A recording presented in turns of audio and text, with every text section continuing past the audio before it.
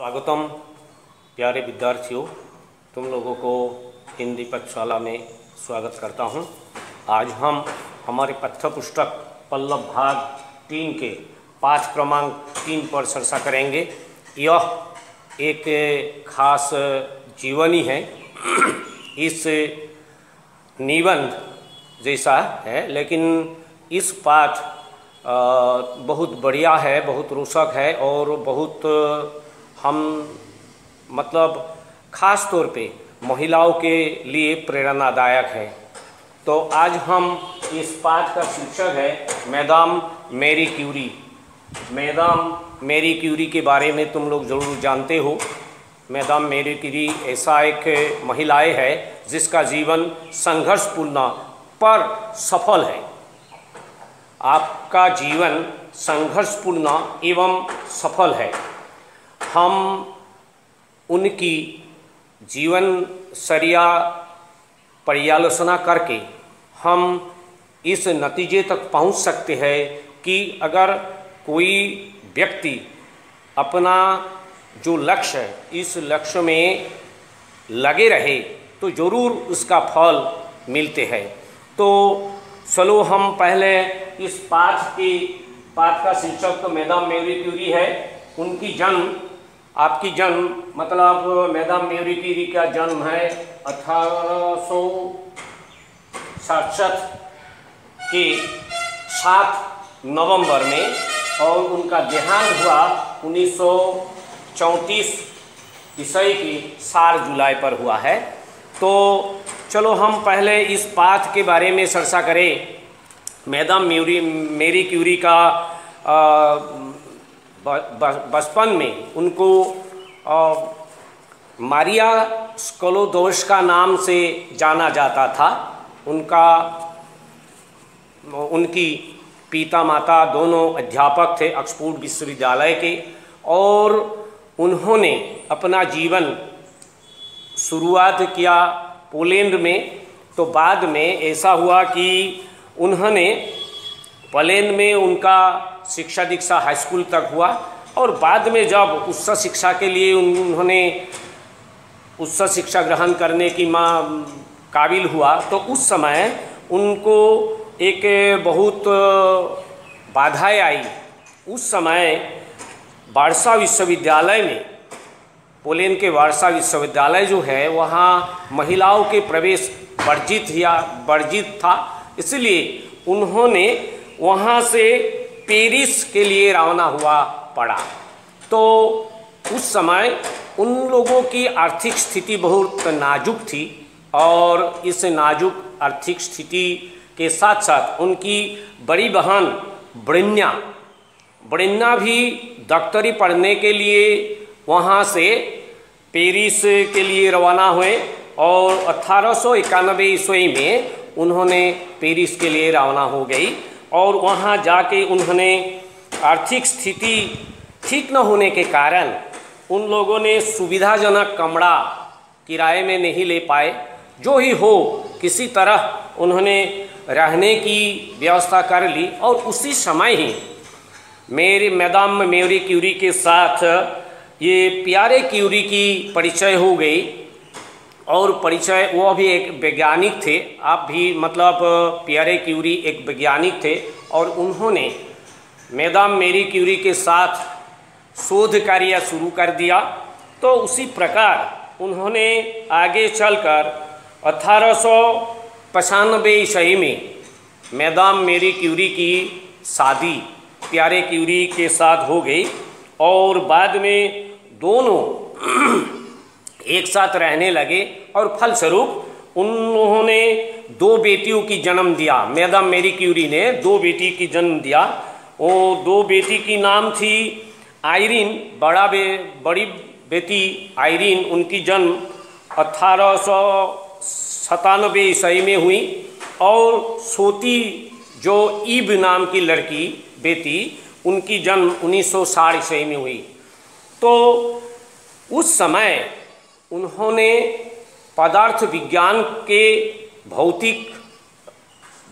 भौतिक शास्त्रों के पर चर्चा किए थे, शोध किए थे, और उसके लिए उन्होंने एक पुरस्कार हासिल किया। तुम लोग जरूर जानते हो, भारतवर्ष में सर्वोपरि जो सम्मान है साधारण जनता के लिए, मतलब सिविल के लिए, तो ये सबसे बड़ी पुरस्कार पूरी ये सम्मान है। तुम लोग जरूर जानते हो, भारत रत्न। जिस तरह ये हमारे फिल्मी दुनिया में सबसे महत्वपूर्ण पुरस्कार है ऑस्कार, उसी प्रकार पूरे विश्व में एक ऐसा पुरस्कार है, ऐसा एक सम्मान है जिसको नोबेल पुरस्कार से जाना जाता है। और ये नोबेल पुरस्कार 1901 ईस्वी में शुरू हुआ था। 1901 এই 1901 চনৰ পৰা নোবেল পুৰস্কাৰ বিশ্বৰ এটা পুৰস্কাৰৰ ঘোষিত হৈছিল। আৰু সেই পুৰস্कारটো उस नोबेल पुरस्कार 1901 ईस्वी में शुरू हुआ। और उस पुरस्कार ही हमारे आज की पाठ की शीर्षक, जो हमारे पाठ की जो नायिका है, इस पाठ के जिसके चरित्रों पर हम चर्चा कर रहे हैं, मैडम मैरी क्यूरी, उन्होंने 1903 ईस्वी में तो नोबेल पुरस्कार हासिल किया। लेकिन इस पुरस्कार 3 लोगों में था। तो ये भौतिक शास्त्रों पे मिलने वाला ये पुरस्कार था। अपने पति पियरे क्यूरी ने मिला। मैडम मैरी क्यूरी तो था, मैडम मैरी क्यूरी तो थी, फिर भी उनके साथ प्रोफेसर हेनरी बेकरेल थी। उन तीनों को एक साथ ये नोबेल पुरस्कार, पहला पुरस्कार दिया गया 1903 ईस्वी में। और ये खास बात ये है कि पहली बार 1901 में शुरू होने वाले ये नोबेल पुरस्कार 1903 ईस्वी में पहली बार महिलाओं के लिए महिलाओं ने हासिल किया। तो ये एक खास बात है। तो जो ही हो, उन लोगों ने ये पहला जो आविष्कार किया, उस आविष्कार के माध्यम से, इस खोज के माध्यम से हमारे शास्त्र, ये जो चिकित्सा शास्त्र है, इस चिकित्सा शास्त्रों में उन लोगों ने बहुत सारे पहलू जिसके जरिए चिकित्सक ने हम लोगों के अच्छी तरह चिकित्सा कर सकते, ऐसा एक पहलू उन्होंने आविष्कार किया था, जिसे हम ये एक्सरे कहते हैं। रंजन रश्मिरे तुलाफोतो एक्सरे। तो ये ऐसा एक आविष्कार उन्होंने किया। और बाद में नोबेल पुरस्कार उन्हें दूसरी बार भी पुरस्कार मिली। और इस पुरस्कार उन्होंने ये 1911 ईस्वी में 1911 ईस्वी में उन्होंने रसायन शास्त्रों के क्षेत्र पर उनकी आविष्कार क्या थी? उन्होंने रेडियम, शुद्ध रेडियम, 1911 ईस्वी में उन्होंने जिस रिसर्च के लिए उन्होंने ये पुरस्कार, दूसरी बार पुरस्कार, नोबेल पुरस्कार मिला था, यह विषय था isolation of pure radium. Pure radium उन्होंने आविष्कार किया। और ये प्योर रेडियम से हमारे विज्ञान जगत में ऐसा हलचल मचा दिया और उनकी काफ़ी नाम हुई। तो उन्होंने, ऐसा हुआ कि जब उन्होंने ये रेडियम खोज के लिए, रेडियम पीच ब्लेड नामक एक बहुत कीमती द्रव्य है, ये पदार्थ है, जिस पदार्थ हमारे भूभाग में है, और उससे रेडियम निकालना बहुत मुश्किल था। बार बार उसे उबालना पड़ता और कोई बहुत सारे ये पीस ब्लेड उबालते उससे थोड़ा सा रेडियम उनके हाथ में मिला।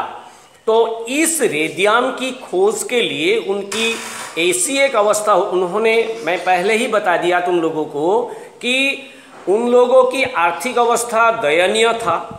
इसलिए उन्होंने एकदम छोटी कमरा और बहुत इमारत, जो बहुत बड़ा मंजिल, वहाँ से वहाँ बहुत ऊपरी हिस्सों में उन्होंने किराया लिया और वहाँ उन्होंने काम करते करते थक गए और उनको एमोनिया जैसा रोग की लक्षण उनके शरीर में आ गया। तो जो ही हो, उन्होंने ऐसा एक स्थिति पर आ गई थी कि ये काम संभव नहीं हो पाए। उनकी पति प्यारे क्यूरी ने भी इसके लिए उनको इस काम को रुकावट डालने के लिए ही कहा। तो उन्होंने अपने पति को भी समझाया कि एक बार उनकी मन में जो ये लक्ष्य, उनके मन में जो लक्ष्य लिया है उस लक्ष्य हासिल करते ही रहेंगे। तो ऐसा एक स्थिर मन की भावना वाली लोगों ने एक बार तो उन्होंने जो एमोनिया जैसी बीमारी पर पड़ गई और बाद में चिकित्सा के जरिए उन्होंने अपना शरीर ठीक कर ली।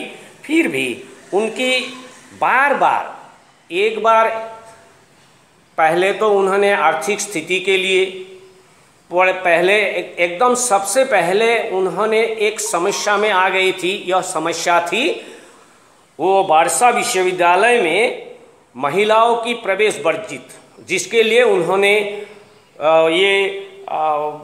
पेरिस जाना पड़ा था।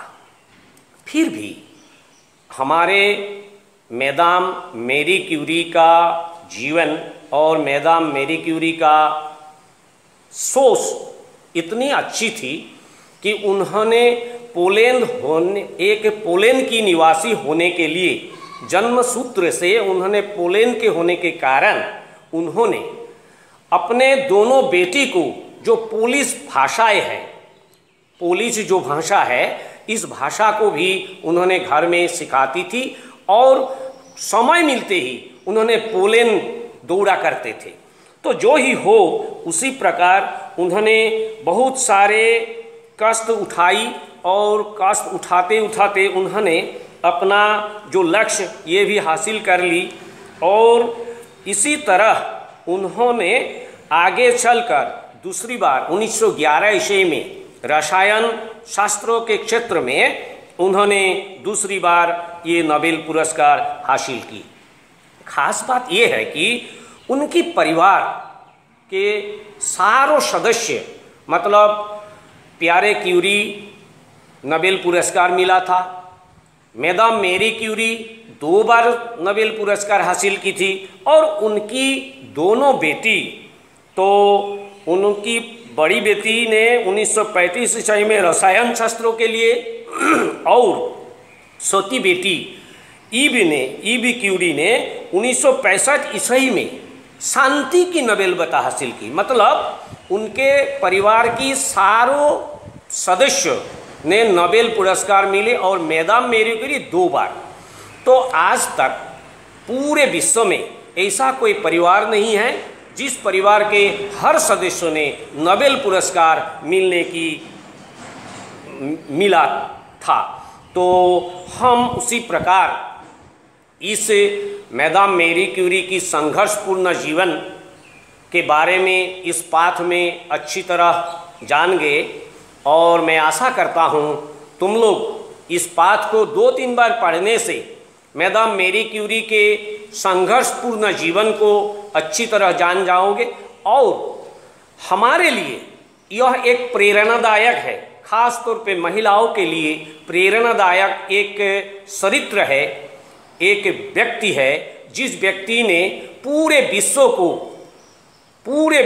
को हिला दिया। मतलब उन्होंने 2 बार नोबेल पुरस्कार मिला और इस पुरस्कार के लिए उन्होंने जो संघर्ष हासिल किया, जो संघर्ष उन्होंने सोल्व किया, समाधान किया, उसको हम दूसरी ऐसा कोई महिलाओं के साथ ऐसा नहीं हुआ था। तो हम इस पाठ के माध्यम से हमारे पूरे विश्व के महिलाओं के लिए मैदाम मैरी क्यूरी को एक आदर्श महिला के रूप में कह सकते हैं। तो ठीक है, आज के लिए इतना ही। हम अगले पाठ में इस पाठ के प्रश्नोत्तर के साथ हाजिर होने की आशा करता हूँ। तो ठीक है, आज के लिए इतना ही।